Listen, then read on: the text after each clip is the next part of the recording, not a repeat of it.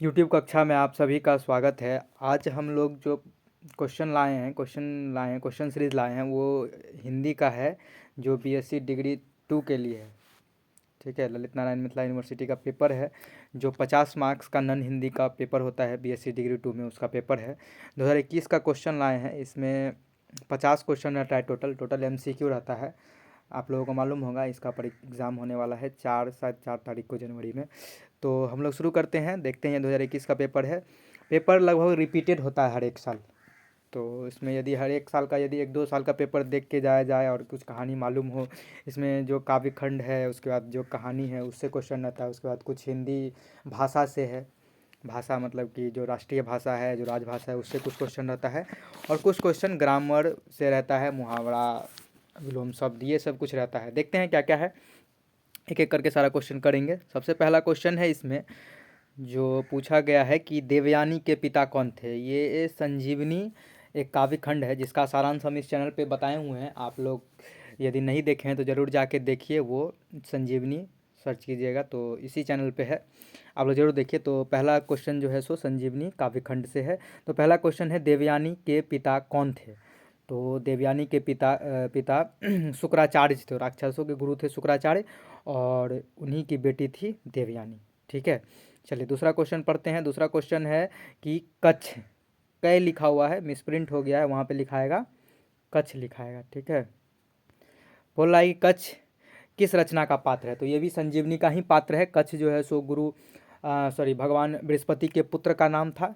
ठीक है, जो जो गुरु शुक्राचार्य के यहाँ गए थे संजीवनी विद्या प्राप्त करने के लिए। तो इसका आंसर हो जाएगा संजीवनी। आगे देखते हैं, संजीवनी शीर्षक के रचनाकार कौन है। तो आप लोगों को मालूम होना चाहिए, ये जो लिखे हैं संजीवनी, ये लिखे हैं आरसी प्रसाद के द्वारा लिखा गया है।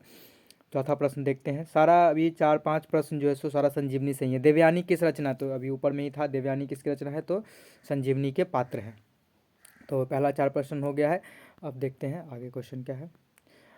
पांचवा प्रश्न है कि संजीवनी कथा का आधार क्या आधार है। तो ये एक पौराणिक कथा है, पुराने जमाना का कहानी है। संजीवनी काव्य की भाषा क्या है। छठा प्रश्न है कि संजीवनी काव्य की भाषा क्या है। तो इसे अवधी भाषा में लिखा गया है। आगे पढ़ते हैं, प्रतीक काव्य की दृष्टि से कौन सी रचना सफल है। इसका भी उत्तर संजीवनी ही होगा, क्योंकि न पंचवटी न साकेत ये सब कोई भी सिलेबस में नहीं है, तो इसका भी संजीवनी होना चाहिए। आगे देखते हैं, पाषाणी शीर्षक के रचनाकार हैं। तो पाषाणी के जो रचनाकार हैं, मैं आप लोगों को बता दूं कि पाषाणी जो है सो एक बुक है पूरा।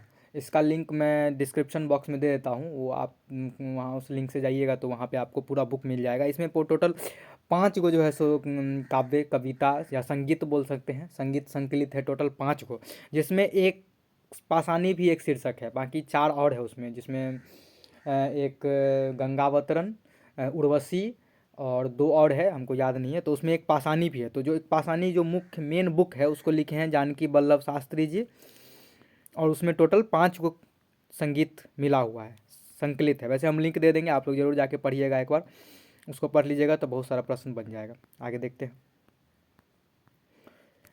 भगीरथ का संबंध किस रचना से है। तो भगीरथ गंगावतरण मालूम होगा आप लोगों को। गंगावतरण में गंगा जो पृथ्वी पर आती है उसका कहानी है। इसका ये भी हम इस चैनल, मेरे चैनल पे आपको गंगावतरण का भी सारांश मिल जाएगा, वो भी आप देख सकते हैं। आगे है, ब्रह्मा का संबंध किस रचना से है। तो इसमें भी गंगावतरण हो जाएगा। पाषाणी भी आप लगा सकते हैं, क्योंकि पाषाणी का ही पार्ट है गंगावतरण। आगे देखते हैं, पुरूरवा का पात्र किस रचना से। तो पुरूरवा उर्वशी में है। ये हमने इसका वीडियो नहीं डाले हैं, लेकिन इसका भी हम वीडियो डाल देंगे, लेकिन अभी आप लोग देख लीजिए, उसका हो जाएगा उर्वशी। चित्रलेखा का संबंध किस रचना से है। तो चित्रलेखा जो है ये आप इसमें, चित्रलेखा, एक मिनट देख, इसमें उर्वशी हो जाएगा, इसमें भी उर्वशी हो जाएगा। चित्रलेखा का संबंध उर्वशी। चित्रलेखा भी जो है सो क्या है, एक नृत्यांगना है, जैसे उर्वशी नृत्यांगना थी उसी तरह से। आगे देखते हैं 13, अहिल्या कौन थी। तो अहिल्या गौतम की पत्नी थी, आप लोग याद रखिएगा अहिल्या कौन थी। ये भी, ये पाषाणी का पात्र है। पाषाणी जो उसमें बताए थे कि 5 को है, उसमें एक पाषाणी भी है, एक कविता। तो अहिल्या कौन थी, तो गौतम की पत्नी थी। ये अहिल्या का पात्र है, अहिल्या, अहिल्या काव्यखंड का। अहिल्या का संबंध किस रचना से है। तो पाषाणी हो जाएगा। आगे देखिए, पाषाणी में कुल कितनी संगीतिकाएँ संकलित है, अभी शुरू में बता दिए हैं, 5 है उसमें टोटल। पाषाणी के प्रकाशन का क्या नाम है? तो आप लोग जब देखिएगा उस बुक को, जो हम अभी लिंक डालने वाले हैं, तो आप ये देखिएगा तो वो जय भारती इलाहाबाद से प्रकाशित हुआ था वो बुक। आगे देखते हैं, जो 17वां प्रश्न है वो है, हो पुरुषार्थ पवल तो कोई भी अनहोनी की क्या बात, प्रस्तुत पंक्ति किस किस काव्यखंड से लिया गया है? तो ये हो जाएगा गंगावतरण। गंगावतरण में कुल कितने दृश्य हैं? तो इसमें टोटल 3 दृश्य हैं। उसी बुक को हम जो देने वाले हैं उसमें आपको सारा मिल जाएगा, सारा का उत्तर मिल जाएगा। पाषाणी में कितने दृश्य हैं? इसमें भी 3 हो जाएगा। आगे है, मल्लिका किस रचना की पात्र है? तो मल्लिका ये भी पाषाणी हो जाएगा इसमें उत्तर, पाषाणी 13। अब आगे देखते हैं 21, संविधान निर्माण के, अब वहाँ तक जो भी काव्यखंड, कविता, जो कहानी सब था वो सब खत्म हो चुका है। अब है संविधान, मतलब कि भाषा वाला। संविधान निर्माण के समय 8वीं अनुसूची में कितनी भाषाएं थी? तो ये प्रश्न आप कोई भी, बहुत सारा बच्चा गलती कर लेता है, प्रश्न ठीक से पढ़िए क्योंकि प्रश्न से सही उत्तर निकलेगा। पूछ रहा है कि जिस समय संविधान का निर्माण हुआ था उस समय में कितनी भाषाएं थी 8वीं अनुसूची में? तो अभी फिलहाल में प्रेजेंट में 22 है, लेकिन उस समय में कितनी थी? 14 थी। याद रखिए, गलत नहीं लगा दीजिएगा। फिर है, संविधान में प्रथम उपबंध कौन सा है जिसमें राजभाषा संबंधी निर्देश हैं? तो याद रखिएगा कि जो संविधान में मतलब कि उपबंध का मतलब हो गया कौन सी, क्या बोलते हैं उसको, अनुच्छेद में, कौन सा अनुच्छेद में जो है सो राजभाषा संबंधी निर्देश है? तो आप लोग याद रखिएगा 343 से लेकर के 351 तक में भाषा के बारे में लिखा गया है। तो इस ऑप्शन में इसके बीच में कोई नहीं है, तो आप लोग इसमें इनमें से कोई नहीं लगा के आइएगा। 343 से 351 तक जो आर्टिकल है उसमें जो है सो भाषा के बारे में बताया गया है, राजभाषा के बारे में बताया गया है।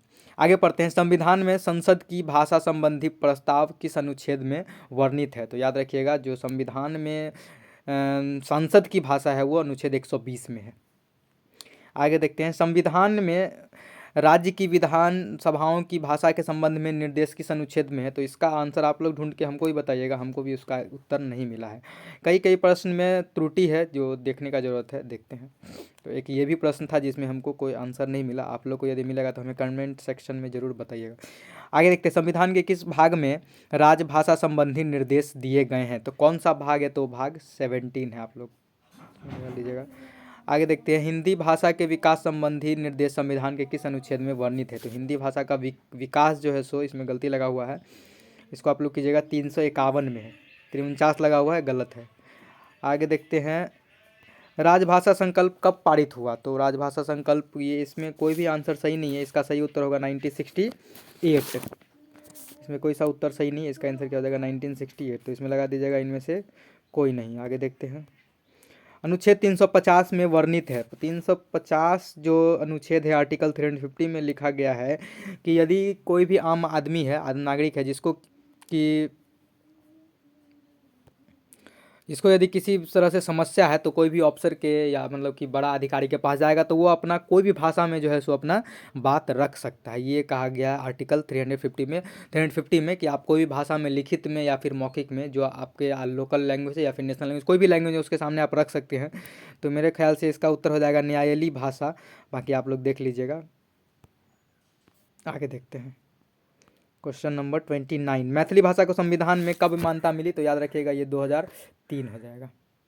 आगे देखिए, हिंदी में अधिकरण कारक का चिन्ह क्या है? हमको नहीं मालूम है। कारक आप लोग पढ़े होंगे, टोटल कारक 8 होता है जिसमें एक अधिकरण कारक भी होता है, ठीक है। तो उसका सबका चिन्ह होता है, जैसे कर्ता ने, कर्म को, करण से के द्वारा, संप्रदान को के लिए। तो अधिकरण का होता है में पर, आप लोग याद रखिएगा, इसमें लगा देते हैं में पर, ठीक है। उसके बाद अगला क्वेश्चन है, हिंदी व्यंजन में पार्श्विक ध्वनि है। पार्श्विक ध्वनि क्या होता है? कि वैसी ध्वनि जो मतलब जिसको उच्चारण करते समय में जीभ और तालु से टकराता हुआ लेकिन हवा के द्वारा जो है सो पास कर जाने वाला शब्द, जैसे बोलते हैं कि जिसके उच्चारण में जीभ तालु के होते हुए किंतु वायु का, है ना, वायु जो है सो आसानी से निकल जाए, ठीक है। जीभ तालु होते हुए मतलब जीभ तालु से जीभ तालु से सटते हुए कोई ध्वनि जो निकलेगा वो पार्श्विक ध्वनि। तो हिंदी व्यंजन में सिर्फ ल एक ऐसा है ना व्यंजन है जो पार्श्विक है। बाकी आप लोग ये देख लीजिएगा कि जितना भी वर्ण है उसका उच्चारण स्थान क्या क्या है, और भी इस तरह से क्वेश्चन आ सकता है। राजभाषा का अंग्रेजी अनुवाद क्या है, तो इसमें हो जाएगा स्टेट लैंग्वेज। बच्चा से कन्फ्यूजन होता है, कोई कोई नेशनल लैंग्वेज लगा देता है, लेकिन इससे क्या हो जाएगा स्टेट लैंग्वेज। आगे देखते हैं। चिराग तले अंधेरा, मुहावरा सब आ रहा है, तो चिराग तले अंधेरा का होता है अपनी बुराई नहीं देखना। हिंदी को राजभाषा घोषित किया गया, 14 सितंबर को हिंदी दिवस माना जाता है, लेकिन ईयर याद रखिएगा 1949 होगा, 14 सितंबर 1949। राष्ट्रभाषा का वह रूप है जो संपूर्ण राष्ट्र में प्रयोग होता है। प्रस्तुत पंक्ति किस विद्वान के द्वारा लिखी गई है, इसका उत्तर हमें नहीं मिला है। आप लोग में से यदि किसी को मिलता है तो आप लोग हमें जरूर कमेंट करके बताएं। आगे देखते हैं। संक्षिप्तता विशेषता है, संक्षिप्तता विशेषता है, संक्षिप्तता मतलब होता है संक्षेपण करना, तो इसका ये उत्तर हो जाएगा। आगे देखते हैं। पल्लवन में क्या क्या आता है, तो पल्लवन मतलब होता है किसी भी चीज़ का विस्तार कर देना, उसको पल्लवन बोलते हैं। तो इसमें याद रखिएगा भाव का विस्तार होता है पल्लवन।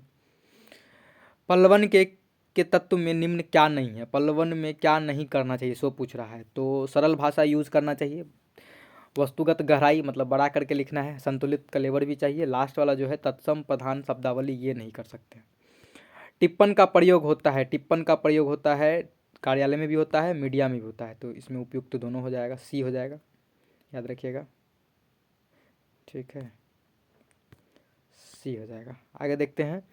लौट कर आया हुआ के लिए शब्द है प्रत्यागत, प्रत्यागत हो जाएगा इसका आंसर। आगे देखते हैं 41 नंबर। अरि शब्द का क्या सही अर्थ है, अरि लिखा हुआ है, ठीक है, तो उसमें हर्षिकार है, तो इसमें हो जाएगा शत्रु। उठा न रखना मुहावरे का अर्थ क्या है, तो ये होता है कोई कसर नहीं छोड़ना। जो अपनी हत्या करता है तो आत्महत्यारा हो जाएगा इसका आंसर। ये सब इजी प्रश्न है। इसके बाद जर्नल शब्द का सही अनुवाद मतलब हिंदी अनुवाद क्या है, तो ये हो जाएगा पत्रिका, स्पेलिंग देख लीजिएगा। उसके बाद इंटरव्यू का होता है साक्षात्कार, ये सब सही मतलब आसान प्रश्न है, ये लोग आप लोग भी कर लीजिएगा। आगे देखते हैं। फेयर शब्द का सही अर्थ है, तो फेयर मतलब होता है यहाँ जो स्पेलिंग है इसका मतलब होता है किराया, आप लोग देख लीजिएगा। एक फेयर मतलब मेला भी होता है, उसका स्पेलिंग FAIR होता है, देख लीजिएगा। ऐसे आसान आसान प्रश्न आपको आएंगे। अपोजिशन का सही अनुवाद है तो विपक्ष होता है। उसके बाद है यूजुअल शब्द का सही हिंदी अनुवाद है, तो सामान्य हो जाएगा यूजुअल। ये सब आसान प्रश्न है। राजभाषा हिंदी के लिए संविधान समस्त लिपि है, तो हिंदी भाषा के लिए कौन सा लिपि है, तो वो देवनागरी हो जाएगा।